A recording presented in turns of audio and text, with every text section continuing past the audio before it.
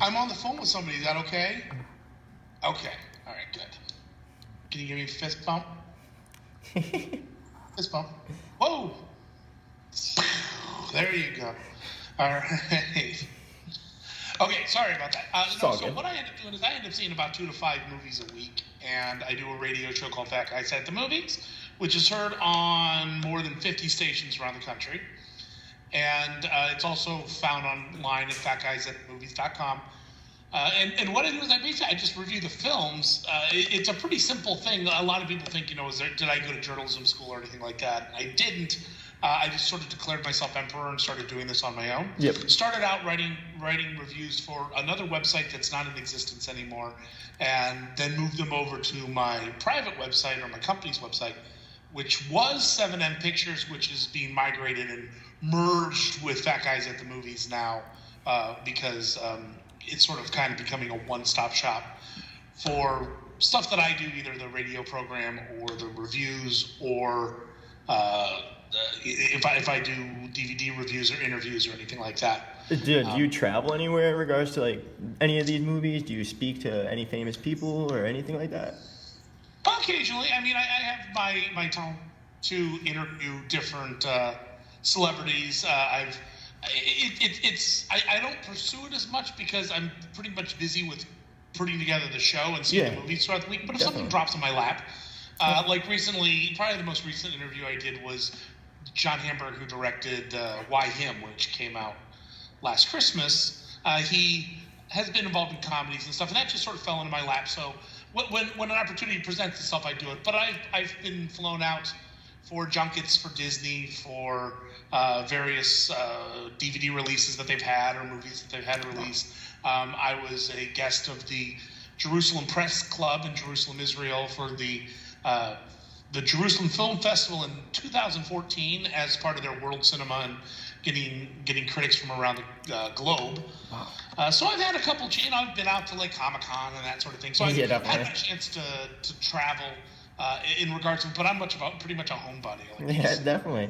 All right, so throughout the humanity, war has always been an issue, as always, of course, and it is a global issue that is faced every day, especially in politics, as we can see in Trump and stuff. For those who do not participate in war, how does film, literature, and media offer a sense of what war is like, and how do these literary works convey the realities of war, if they even do? Well, let me start by saying I'm not in the military and I've never been in combat, so I do not bring any sort of firsthand experience with that. With that said, I get history and I get stuff from movies. That's kind of just how we are. That's how we are as Americans. And from movies and televisions, and it used to be books. Movies are a visual environment and a sound environment, so you can see the visuals and experience the sound, but virtually, yeah. Yeah, but the big difference is it's a safe space. I mean, with rare aberrant exceptions of crime, you're pretty safe in that movie theater. Nothing's going to happen, no matter what, whether you're watching a superhero movie or a gritty war drama. So it's in some ways, movies are fireworks. It's like watching a fireworks display where I like that. There's explosions and bright lights, but you're safe. Yep. Without maybe a little bit of ash will fall on you, but that's it. So it can be exhilarating and fun, but it's very different when you're there and real bullets are flying by. Definitely. But I do think that people do experience it, and I think that you can bring a human experience to it. I think you can investigate humanity. Definitely. And find these stories. There's also a catch too, because movies are self-contained, and movies kind of have to wrap up in 2 or 3 hours. And, yeah, that's very true. Very true. And so things can be minimized. Things can be taken out, sensationalized. Yeah. Things can be done overdone. Things can be swept under the rug. A great example, if you watch, even though it's not, I wouldn't call it a war movie, but Transformers. Yeah. Or I just watched The Fate of the Furious, Fast and Furious movie. You got these car crashes, things blowing up. People are dying in the reality of the movie, people are dying, but you don't see it happen. Exactly. So you could be insulated from that. which can be dangerous because then you don't know the reality of it. Yeah, especially as like compared to like literary works where like you do have a front and you have an end, like a beginning and an end, and you definitely do get to see like the perspectives for all the different characters. As where like a film. Yeah, well, it's all about who's making it. Film has been used to great effect to humanize war, especially when you saw, a lot of the war films. Sort of like, I guess you could say that like Apocalypse Now was the first one that went there with the Vietnam War, but you also had stuff like Platoon and a lot of the movies made in the 80s and 90s, which were the country coming to terms with what happened in the Vietnam War, which gave a very different perspective than your standard Hollywood movie from, like the Green Berets and beforehand, which were, I'm not going to say the propaganda. I mean, they're not the level that like propaganda usually is, but they certainly come with a perspective. Definitely. Do you feel that films are like the easiest way to grasp like the reality of these wars, as compared to like literary works or like books and media and stuff like that? It depends on what you're trying to get across. Sometimes the personal touch, when you're reading a book, it's very intimate. You're in the head of the person, so you can experience so much of the person's emotions and reality and friendships and relationships, and at times you can experience the tensions and the problems. I've read some of the stories that were what Full Metal Jacket was based on, and it's very different than what the book. The book is very different. The book's very haphazard, and it's a bunch of just little hodgepodge of stories that are sort of woven together that Kubrick put together for Full Metal Jacket, but they're two very different pieces. So they each serve a different purpose. And you have a movie. You had mentioned at one point Act of Valor, which is a very interesting movie because on one hand it shows real SEALs in action. It shows that they're strategic operations and stuff like that. It shows what they do, how they do it, boots on the ground, what the capability of their weapons are. But at the same time, the movie does kind of play as a bit like a long commercial for the Navy SEALs as well. I know what you're saying. Yeah, I get that. So, I understand you aren't any war veteran, as you had said earlier, or have like military experience, but with your large body of knowledge on criticizing films, do you feel that these wars or in these films are accurately represented? Like, do you feel like it's very exaggerated, or are there things that they miss? Or like Saving Private Ryan, for a perfect example, is very gruesome, very brutal. You really see like the guts, you see torn limbs, you see the absolute tremendous gunfire and all that stuff. Do you feel that's exaggerated, or do you really think that that's what the soldier or the veteran would want them to show in the movie because it's true? It depends on what you're trying to accomplish with the movie. You can show the horrors of war without showing blood and guts. Going back to the 20s, you had All Quiet on the Western Front, which is a fantastic war film that deals with World War I, and it deals with it from the German perspective and the American perspective and the British perspective, and it allows you to see at times the futility and the folly of it, but also the tremendous action and the heroism in it. Up until, I would say, like Platoon, you really didn't get the graphic nature of war because of the standards and practices, because of the Hays Code and the rating system. Any realistic portrayal of combat is going to have to be rated R, not just for the violence, but for the language and the emotion. Right. Because you may swear a little bit if something's that harrowing happening to you. So you can't compress it into a G-rated or PG-rated or even Hays Code 1950s version. Even with the old Ronald Reagan films of the 50s, but even I saw Hacksaw Ridge, and that's a bloody movie, and it's gory because the Battle of Okinawa was not a clean battle. It was violent and extreme, but even today, it's like it's different. I've seen just you've cut your hand. The way they portray that in a movie looks very different. Yes. If you just cut your hand, and you bleed a little bit, it's going to be very different. The color plate sometimes is very different, and being there is going to be very different. But I guess probably the closest I've heard veterans talk about movies like Saving Private Ryan being so realistic. I watched Hacksaw Ridge in a room full with many vets, and there was a lot of reverence there because people had gone through that, and there's going to be some people who don't want to dig up those feelings and dig that up, right. And there's some people who they cope with it in different ways. So it's funny, like with Hacksaw Ridge, like at the very end of the movie, they bring the Desmond Doss literally onto the movie and interview him himself, and it's almost as if like he created the movie himself. It's like he wrote the movie. It's kind of like, so I feel like it's very like once I saw that, I felt it was very realistic. It came from him. It's like, wow, that's truly what did happen, and he got to get across what he wanted to get across in that movie. Yeah. But it's not just about blood and guts. It's about the camaraderie. There's so much. I mean, war's complex. That's very true. There's so much, and combat's complex.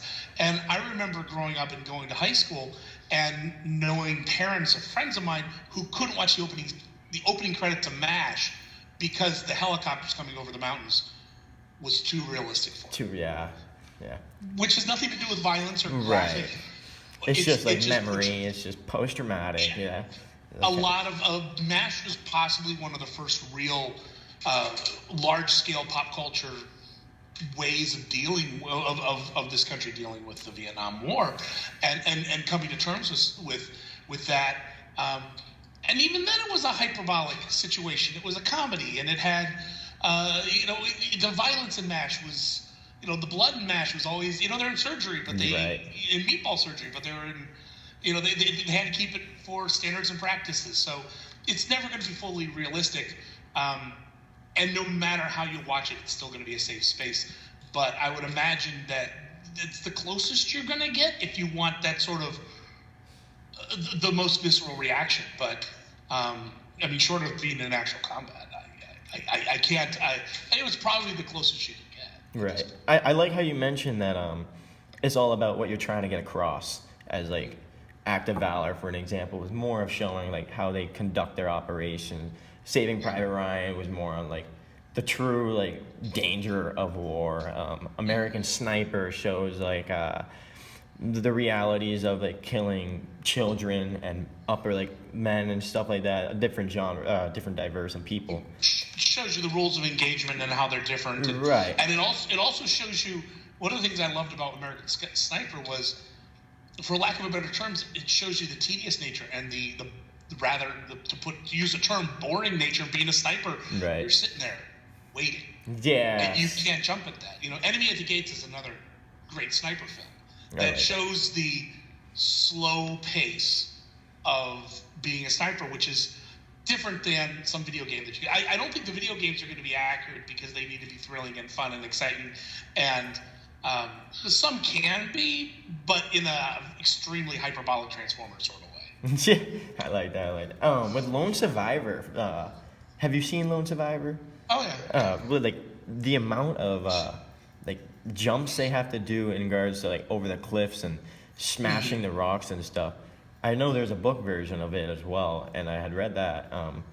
I saw some similarities, but a lot was missed. Do you think movies tend to like you had said, it's a 2-hour movie trying to wrap up a big story. Oh yeah. Do you think there's a lot that's missed? Like, do you think there's a lot that's missed in regards to these movies, or they really do a good job in trying to incorporate the whole thing of war into it? Well, I again, like I said, the whole thing of war is so complex and it's so dense and deep, going all the way from the generals or the president on down to the foot soldiers. Something like Lone Survivor is an interesting thing because Lone Survivor is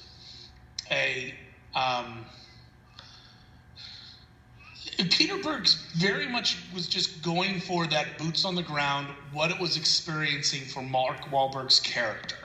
And even with Lone Survivor, there's multiple accounts of what happened, of not multiple accounts of what happened, but the perspective of different people involved. I interviewed, and I forget his name. I can email it to you.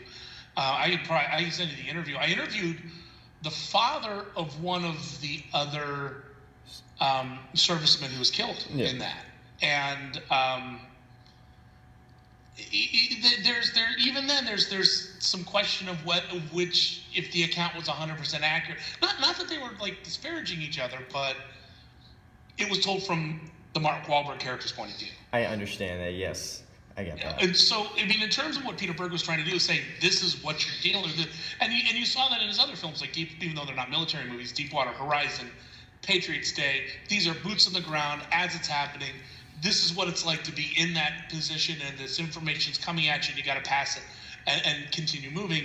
He doesn't have time to debate whether it was right to go in there. He doesn't have time to debate, after the fact, whether they did the right thing.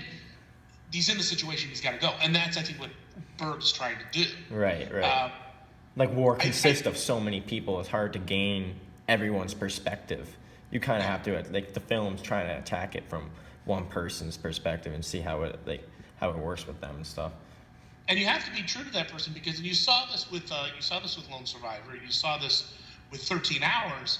Here are two filmmakers. You've got Peter Berg for Lone Survivor. You got Michael Bay with 13 Hours, who tend to do bombastic, ridiculous movies. I mean, prior to Lone Survivor, it was Battleship is what Peter Berg did, and that was a garbage movie with ridiculous space robots. Well, when he's doing something like Lone Survivor, he's got to go back and face that guy and face the families of the people that were killed and face the people who were involved. So there's a certain amount of respect that kind of kept him in line. And you really saw that with Michael Bay with 13 Hours, where it still was a little bit big and it was a little bit explodey the way Bay tends to do stuff. But I consider 13 Hours one of his best films, because he had to turn around and talk to the people who were involved in that. He had to show this movie to them and other active duty members, and not say, "Oh, I took so many liberties that it makes you guys look like it looks ridiculous." That kept him honest, I thought. Right. That was a very controversial thing too, as well. Like the secret attack of Benghazi and Hillary Clinton, all that kind of stuff. Yeah, the whole thing behind it is right. So that came with the territory. So last but not least, of course, I have to ask, what is your favorite war movie and why? Mine is most likely, to be honest, Saving Private Ryan, just because of how gruesome and action-packed it truly is. And I had just seen Hacksaw Ridge recently, which was outstanding. I absolutely loved it.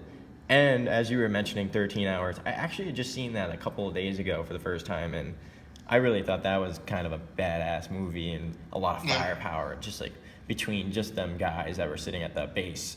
So what's your favorite movie? You know what changes? I think sometimes it changes with the political climate. I think sometimes, I mean, like I said, I really enjoyed Platoon, and I recently saw that when it came out. It must have been its 20th anniversary or 25th anniversary on Blu-ray. And I saw that. I to this day, I think Platoon's a really good movie, because I think it was a turning point. Even though I think Oliver Stone can be a complete blowhard sometimes, but I think he, going back and watching it 20, 25 years later, I was like, no, this movie it's still a good, solid war film. But on the same token, I mean, I loved American Sniper. I mean, that's a great movie. Right. But it comes from a totally different perspective. Yeah, it's funny. And I loved Hacksaw Ridge. It's hard to say. I think if I were to go, I try to err towards the older ones because they have more staying power.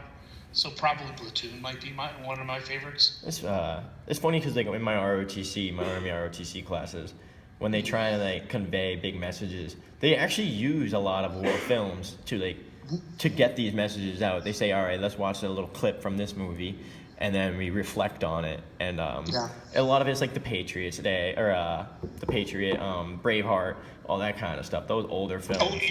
Going back, you're going way back. Right. I mean, that's not even American. And they tend to love those. It's funny. So thank you so much for your time, Kevin. I really appreciate it. You were awesome. No, not a problem. Was that everything you needed? Did that work for you? That was everything I needed. That was perfect. Thank you so much. Hold on a second. Let me pull up. Let me find the interview. Yeah, let me find that interview. Perfect. That'd be wonderful. They don't have to be quiet. They can make noise. Well, yeah, that doesn't mean you just suddenly start making noise, Mika. Garbage child. 13. No, it was not that. It was Lone Survivor.